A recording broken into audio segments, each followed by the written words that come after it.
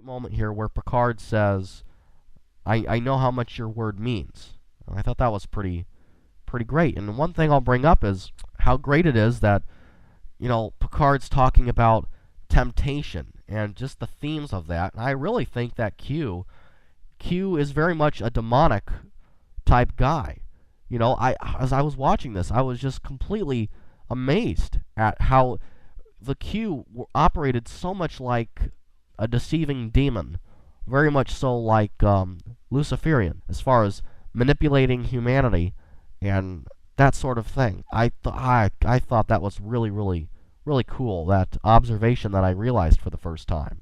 So Riker and Picard leave the ready room after their discussion as Data lets them know that they're ready to beam down to the colony on Quadra Sigma 3. And I just got a comment on how awesome the planet names are in Star Trek.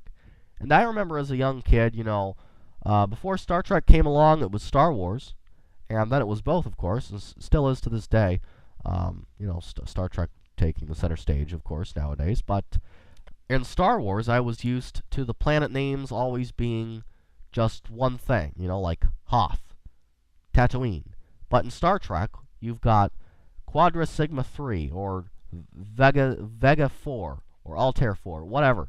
And as a kid, I was going, "What? You can't put a number after a planet. You can't name a planet like that." But Star Trek defined its own rules, and I think that's what was interesting about my childlike brain is, after seeing Star Wars, I thought everything follows this format, and I made movies based on that formula. You have your Luke Skywalker, your Han Solo, your Princess Leia. That's what you do, and then my friend introducing me to Star Trek for the first time, talking to me about how the characters were on a ship and they had a bridge, and once in a while I'm like, did they ever go down to planets? And he says they do go to planets occasionally, but most of it's on the ship.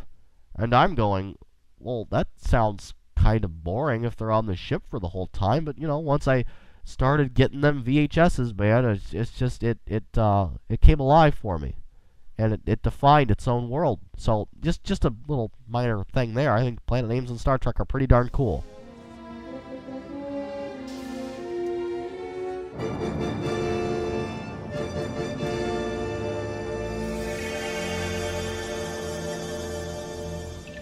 So everybody beams down to the underground emergency area. Not looking so good. Things are leaking. There's puddles and grime and all that sort of thing. Anyway, Data gets a jammed door open for them, and they proceed into the room where things are very bad. Colonists are dying and just suffering miserably. It's really kind of a very nice job for the makeup people adding all the blood and all the pretty gory, actually. Anyway, Geordi alerts Riker to the fact that someone is under some fallen rocks. Commander, there's somebody under here. You're getting close, Data. Sorry, I'm laughing at something I have written here. I called Data, Muscle Man Data. So Muscle Man Data clears the rubble, and they uncover a small girl who was very, she's bleeding quite a bit all over, and she's dead.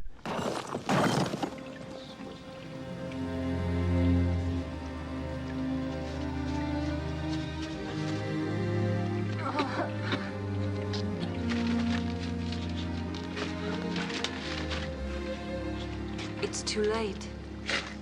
She's dead. If only we'd gotten here a little sooner. Riker, he's got this power, and he feels sorrow, and he even feels convicted that it is within his power to resurrect her, but he can't. And yeah, Crusher's comments, if only we could have got here sooner. And I guess that's not Q's fault, because he did stop time for everybody. So they did get there too late anyway. But the one circumstance that is in their control, in Riker's control, is to resurrect her. But what Riker does is he blames his promise to Picard. Sir, if indeed you have the power of Q. I don't understand. Certainly you can't bring her back to life. I can't. I'm prevented from that by a promise.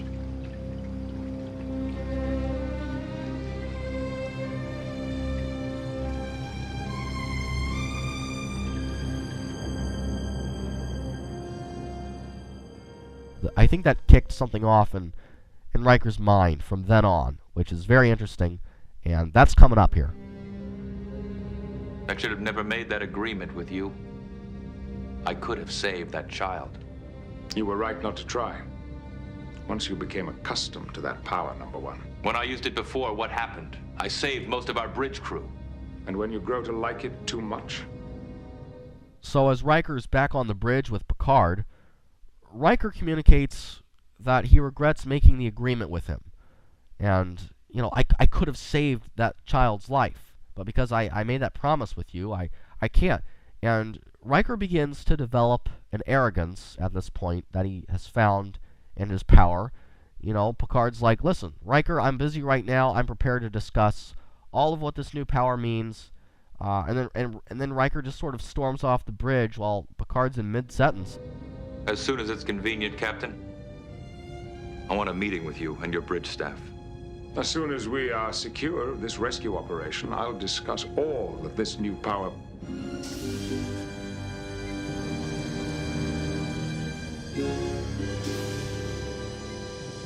And I think what Riker did is, you know, I think constantly in human nature, we're looking for excuses to put in place for our actions, right?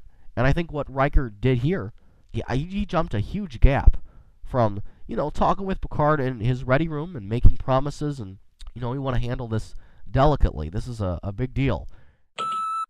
Riker not being able to save that girl's life because of the promise he made with Picard, I think made Riker say, well, heck, if I just use my power for good like that, then look, man, because I didn't use my power, look what happened. A child died. A child remained dead. So I have every right to use my power now because of that situation.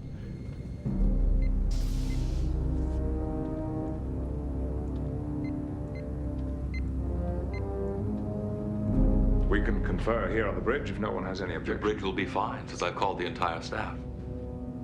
Correction, number one. Knowing the decision you face, I've permitted you this gathering. Of course, Jean-Luc.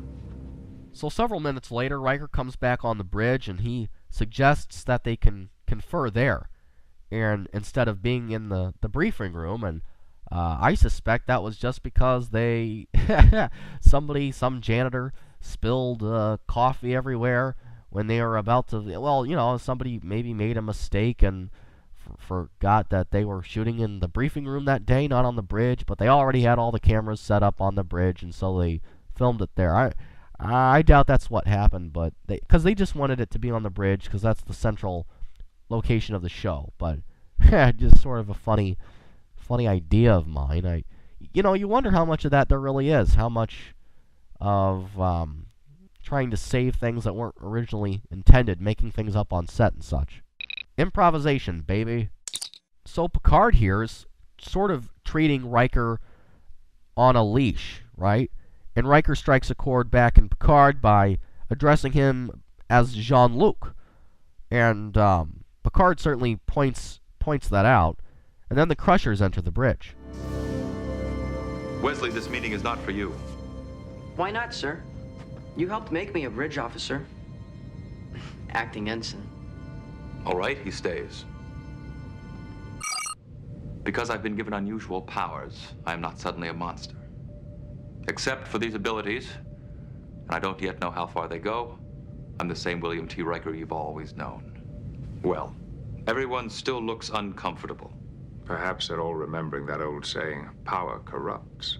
And absolute power corrupts absolutely.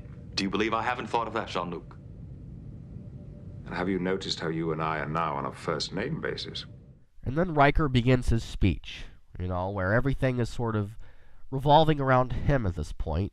And instead of letting others, draw their own conclusions like, wow, you have powers, my goodness, I can't believe it. But they don't respond that way, so Riker has to make them feel like that, for him, I guess, is sort of one way you could look at it. Because Riker, look at me, I've got powers, man, I'm important, this is unbelievable here. So Riker begins his speech, and Riker telling everybody